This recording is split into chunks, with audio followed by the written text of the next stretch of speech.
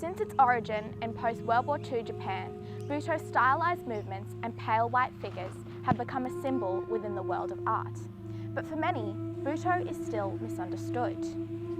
Simply labelled as a strange pastime or unsettling performance, but it is so much more than that. Performance ensemble Theatre of Thunder thrives on the uncanny.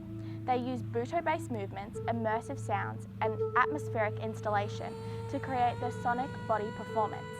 To artists like Theatre of Thunder, Buto is a body on the brink of crisis, exploring the depth of darkness.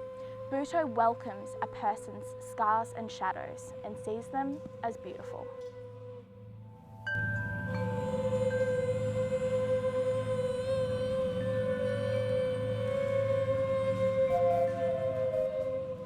Can you tell us about what Theatre of Thunder is and how it began and how it began? Yeah. So I've been teaching Japanese yoga, and then that moved into Buto dance. And then I met a sound artist, Luke Yanista, and we talked a lot about, because in Buto the body is like the weather. So the theatre of Thunder, it's like about the body in different and many varied weather states. Yeah, so that's how we began. And so Luke would always do the sound. I'm doing Buto choreography, costumery, installation. My teacher, Japanese teacher, master, he said, do not do Buto. And I'm like, what the? Because he said, people in the West have misinterpreted Buto. They don't know what it is. Mm-hmm. Yeah. That was actually going to be my next question. It's what are some common, I guess, misconceptions about? Misconceptions or just how people perceive it. Yes. So most people think we're just doing weird movement for the sake of it. Mm-hmm. We're absolutely not.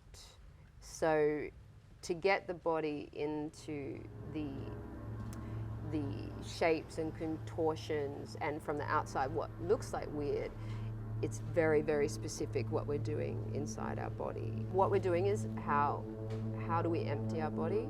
So we might spend, like when we're training, it's like the whole class is emptying the body of our cultured self.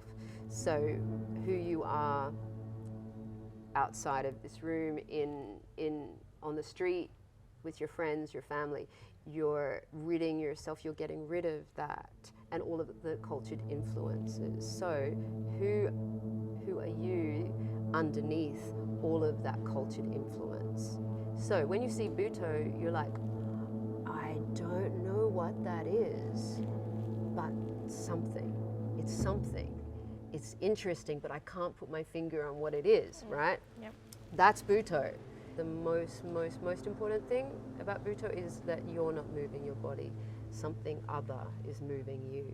So our everyday movements, neural pathways, improvisation in Buto, that's boring. We want to be moved in a way that we would not ordinarily. Yeah, and Buto, it's like a body on the edge of crisis. So if you have a crisis in your life, an accident, someone dear to you passes away, you have a very rare response within you that you may not, that's not an everyday response. So that's the state that we want to be in, the body on the edge of crisis that could be very close to death, very close to birth.